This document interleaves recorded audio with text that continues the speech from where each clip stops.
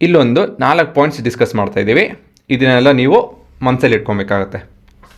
ಮೊದಲೇ ಪಾಯಿಂಟ್ ಏನಪ್ಪ ಅಂತ ಹೇಳಿದ್ರೆ, sine inverse of x should not be confused with sine of x ಅಂತ ಹೇಳ್ತು ಅಂದರೆ, ಇದು ನಿಮ್ಮ ಸೈನ್ ಇನ್ವರ್ಸ್ ಆಫ್ ಎಕ್ಸ್.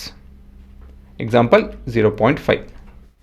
ಇದೇ ಬೇರೆ ಮತ್ತು ಸೈನ್ ಆಫ್ ಸೇ 30, ಅದರ ಇನ್ವರ್ಸೇ ಬೇರೆ.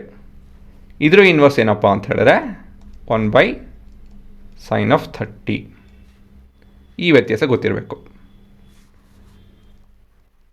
Whenever no branch of inverse trigonometric function is mentioned, we mean the principal value branch. ಇದನ್ನು ಮೊದಲೇ ನೋಡಿದ್ದೀವಿ ನಾವು ಅಲ್ವಾ.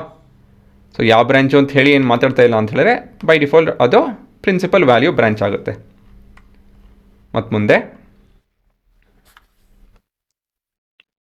the value of inverse trigonometric function which lies in the range of the principal branch is called as principal value ಅಂತ ಹೇಳ್ತು ಅಂದರೆ, ಇಲ್ಲೊಂದು example ಕೊಡ್ತೀನಿ ನೋಡಿ. Sine inverse of 0.5 that is equal to 30 degree ಒಂದು, ಅದಾಯಿತು ಅಂದಮೇಲೆ 180 - 30 that is 150 ಡಿಗ್ರಿ. ಇದೇ ರೀತಿಯಲ್ಲಿ ಹಲವಾರು ವ್ಯಾಲ್ಯೂಸ್ ಬರುತ್ತೆ ಅಲ್ವಾ. ಇದರಲ್ಲಿ ಇವಾಗ ಈ ವ್ಯಾಲ್ಯೂ ನಾವು ನೋಡ್ತು ಅಂತ ಹೇಳಿದ್ರೆ, it lies between 90 to -90. So ಹಾಗಾಗಿ ಈ ವ್ಯಾಲ್ಯೂ ನಾವು ಪ್ರಿನ್ಸಿಪಲ್ ವ್ಯಾಲ್ಯೂ ಅಂತ ಹೇಳಿ ಕರಿತೀವಿ, ಸರಿನಾ.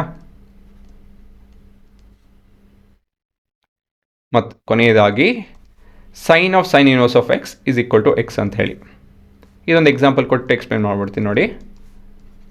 Sign inverse of say 0.5. So sine inverse of 0.5 ಏನೋ, ಈ ಉತ್ತರ ಏನೋ, ಈ ಉತ್ತರ ಬಂದು 30 degree. So sine of 30 basically ಹೇಳಬೇಕು ಅಂದರೆ, ಸೈನ್ ಆಫ್ 30 ಏನೋ 0.5. ಇಷ್ಟೆಲ್ಲ ಮಾಡೋದು ಬದಲಾಗಿ ನಾನು ಡೈರೆಕ್ಟಾಗಿ 0.5 ಅಂತ ಹೇಳಿ ಬರಿಬೋದು ಅಂಥೇಳಿ ಈ ಕಾನ್ಸೆಪ್ಟ್ ಹೇಳುತ್ತೆ. ಇದೇ ರೀತಿಯಲ್ಲಿ ಮತ್ತೆಲ್ಲ ಟ್ರಿಗ್ನೋಮೆಟ್ರಿಕ್ ಫಂಕ್ಷನ್ಸ್ ಕೂಡ ಅಪ್ಲೈ ಮಾಡ್ಬೋದು.